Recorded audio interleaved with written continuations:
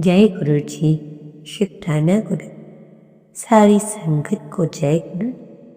गुरु महाराज जी के चरणों में कोटि कोटि नमन। और आज का तो और भी पवित्र दिन है। आज से माँ माई के नवरात्रे हैं, तो सबको जय माता दी। संगत जी, माता रानी सबकी इच्छा पूर्ण करे, यही गुरु महाराज और माता रानी से हमारी अरदास है। आपका ज़्यादा ना समय न लेते हुए मैं मंत्र जाप शुरू करती हूँ। ओम नमः शिवाय। शिवजी सदा सहा। ओम नमः शिवाय। गुरु जी सदा सहाय। जय गुरु जी। शुक्राना गुरु जी। अनंतम अनंतम शुक्राना। इससे पहले जो गुरु जी के चरणों में लाइक सब्सक्राइब समर्पित करे, उसके घर में सुख समृद्धि की कभी कमी ना करें हमारे प्यारे गुरु जी। उन्हें भरपूर दें, गुरु महाराज उनकी हर इच्छा को पूर्ण करें। संगत जी, गुरु जी की हर बात आपको ध्यान से सुननी है, इग्नोर नहीं करनी। परमात्मा हमें इतना कुछ बताना चाहते हैं, हम छोटे छोटे सत्संग के लिए टाइम नहीं दे पाते। इसलिए आप हर काम को टाइम दे सकते हो, तो क्या अपने गुरु महाराज जी की आप संगत बनी हो, सच्ची संगत हो अगर, तो अपना कीमती समय निकाल कर गुरु महाराज जी के सत्संग को सुनो और देखो आपके कष्ट हूबहू धीरे धीरे कैसे दूर हो जाते हैं। ठीक है संगत जी। जय गुरु जी। तो मेरे प्यारे गुरु जी का ये संदेश है कि आज नवरात्रि है। 12 बजे से तुम्हें बहुत बड़ी शुभकामनाएं मिलेंगी। संगत जी, क्या आपको पता है कि गुरु जी बिना भूले ही भक्त की बात सुन लेते हैं। आप समझोगे कि कैसे, अभी तक तो हमने गुरु जी को ये बात बताई ही नहीं। तो गुरु जी सबकी सुनते हैं। एक बात की बात है, उसी के विषय में आपको एक उदाहरण देती हूँ।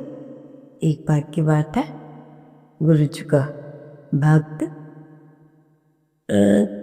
ठीक है के मंदिर आता था रोज, और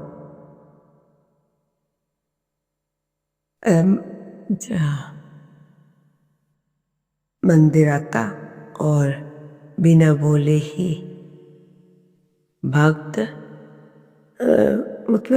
गुरु जी से ये चाहता था कि गुरु जी, अगर आप पक्के ऐसे गुरु है, देख रहा है उन्हें कि गुरु महाराज है भी कि नहीं, कि वो ये जताना चाह रहा है कि मैं मन में कुछ सोच रहा हूँ और वो गुरु जी तक क्या पहुँचता है।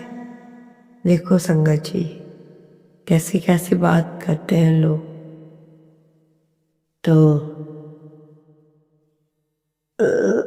रोज आता था वो मंदिर में। एक दिन महाशिव का वो भक्त रोज की ही तरह बड़े मंदिर आता था, आया और मन में सोचता था, गुरु जी मेरे मन की बात जानते हैं।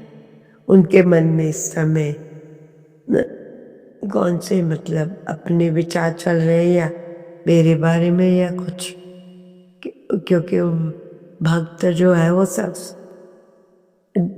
जुड़ा काम में आजमा रहा है। तो क्या होता है संगत जी, ध्यान से सुनो। जब उसके मन में ये इस बात की बहुत बड़ी शंका थी, तो क्या सच में गुरुजी मन की बात जानते हैं। सत्संग जब समाप्त हुआ, लोग मतलब वहाँ पे लंगर चल रहा था। उस समय वो भक्त मन में सोच रहा था कि यदि गुरुजी अंतर्यामी है, यदि गुरुजी अंतर्यामी है तो क्या वो मेरे मन की बात जान लेंगे। लंगर खाकर जब वो जाने लगा तो गुरुजी ने उससे कहा, रुको। ठीक है संगत जी, अब ध्यान से सुनना जो मैं बता रही हूँ। मन में कोई बातें रख कर कोई परीक्षा की तैयारी करता है या भक्त बनता है तो क्या होगा संगत जी, आप भी बताइए। जब परमात्मा हमें सब कुछ दे रहा है, हम उसे ही परखने लगे तो क्या होगा, आप बताएं संगत जी। ठीक है। तो परीक्षा के वक्त और सुनने की बात है, जब लंगर खा के वो अंकल अपने घर जाने लगा तो गुरु महाराज जी ने उसे रोका। अरे सुनो, मेरे पास आओ। ओ भक्त तो मतलब वो गुरु जी के पास गया और, बहन जी गुरु जी, तेरे मन में क्या चल रहा था। मेरे मन में चल रहा था तो मतलब वो अपने आप से हाथ पकाकर सोचने लगा, गुरुजी से अभी तक तो मैंने कुछ कहा ही नहीं कि मन में क्या चल रहा है क्या नहीं, है ना। और गुरुजी मेरे मन की बात जानते हैं। और ये सोचकर तो वो भक्त पानी पानी हो गया। जो भगवान हमें दुनिया में भेजता है वो हमारी परीक्षा लेता है तो सही लगता है, परंतु कई लोग कैसे गुरुजी से आजमाने की कोशिश करते, ये बात गलत है। हाथ जोड़कर विनती है संगत से, कभी भी ऐसा मत कीजिए जिससे आपको और गुरुजी को, संगत को, सब यारी दोस्ती में सबको बहुत दुख होगा। ठीक है संगत जी, इसलिए आपसे आशा करती हूँ कि आपको बताया हुआ सत्संग अच्छा लगा होगा। अब आपकी बारी है बताने की कि आप किस ढंग से परमात्मा को मानते हैं, पूर्ण विश्वास दिखाते हैं या ऐसे ही टाइम पास। ठीक है गंगा जी, जैसे धोखा मिलने के बाद भी तुम्हारे लिए उसके प्रति दिल में अगर प्यार है तो वास्तव में तुमने उसे नहीं, उसने तुम्हें खोया है और उसे पछतावा अवश्य होगा। कितनी अच्छी वर्डिंग है संगत जी। तो आप इनमें से क्या चाहते हैं?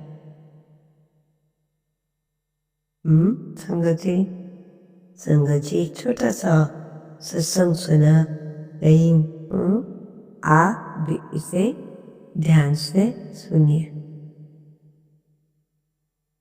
एक आंटी जिनके अंकल बीमार हो गए थे, बहुत ज्यादा परेशान थे, तो आंटी ने सोचा कि मैं अपनी ननंद को फोन करती हूँ। तो आंटी ने अपनी प्यारी सी ननंद को फोन किया। संगत जी एक बात बताना भूल गई, उन आंटी की संगत के पास 5-5 गाड़ियां थी। ड्राइवर एक आध बाहर था, एक था। तो आंटी ने मन ही मन में सोचा कि और सोचने लगी कि कैसे होगा सब। तो शंकर जी एक ऐसा सत्संग जिसको आप सुनेंगे, समझेंगे और उसको फॉलो करेंगे तब तो बात बनेगी, है ना। नहीं तो अदरवाइज तो यहाँ बात बिगड़ने के चांसेस ज़्यादा है। ठीक है, इसलिए आपकी अच्छे से ये महाराज को मानिए। ठीक है, संगत जी एक ऐसा सत्संग सुना रही हूँ, ध्यान से सुनना। एक आंटी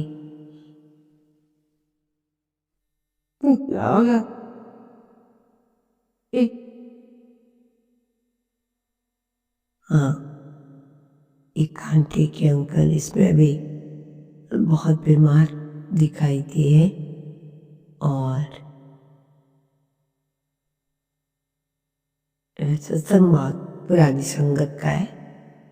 एक बार विपिन अंकल गुरु जी के शिष्य जो अक्सर आया करते थे गुरु जी के बड़े मंदिर में, तो क्या होता है कि एक दिन गुरु जी आते हैं।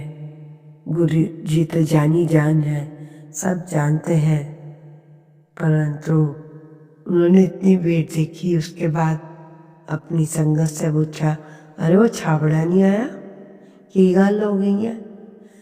तो गुरु जी नहीं आया। उनको कहो कि आए, परंतु उनके दोस्तों ने छाबड़ा जी को फोन किया कि आइए, गुरु महाराज जी आपको बहुत याद कर रहे हैं। तो अंकल ने जवाब दिया कि मैं आ नहीं सकता, बहुत ही अर्जेंट काम है, जिसके कारण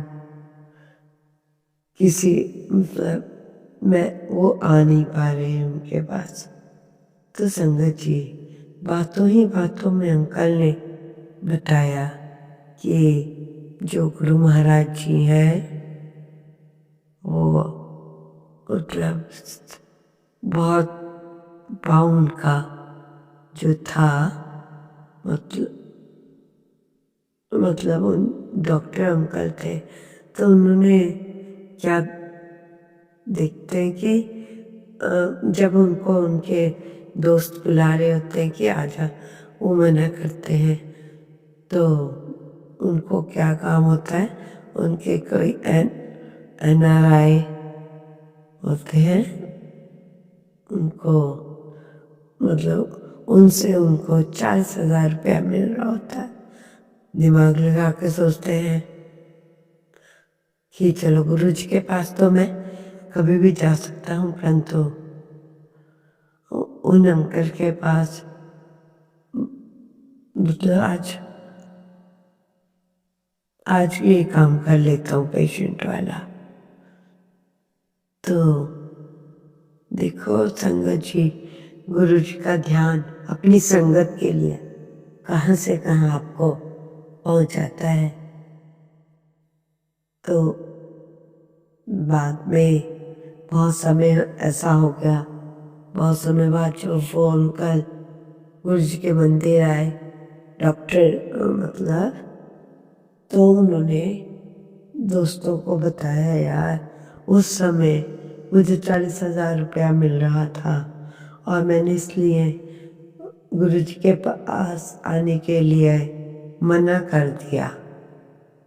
तो संगत जी बेचारे गुरु जी आशाएं लगाकर बैठे हुए थे, पता उन्हें सब है, परंतु फिर भी तो क्या होता संगत जी, उनके जब अपने दोस्तों को किस्सा सुनाते कि मुझे 40,000 मिल रहा था और मैंने कहा कि मैं सत्संग में थोड़ा लेट हो जाऊंगा, तो मैं मना ही कर देता हूँ। तो साफ साफ नजर आ रहा है कि वो व्यक्ति गुरु जी वगैरह सबको छोड़कर 40,000 कमाना चाहता था, उस समय के 40,000। बहुत होते हैं संगत जी, बहुत ज़्यादा होते हैं। समझा? हाँ जी।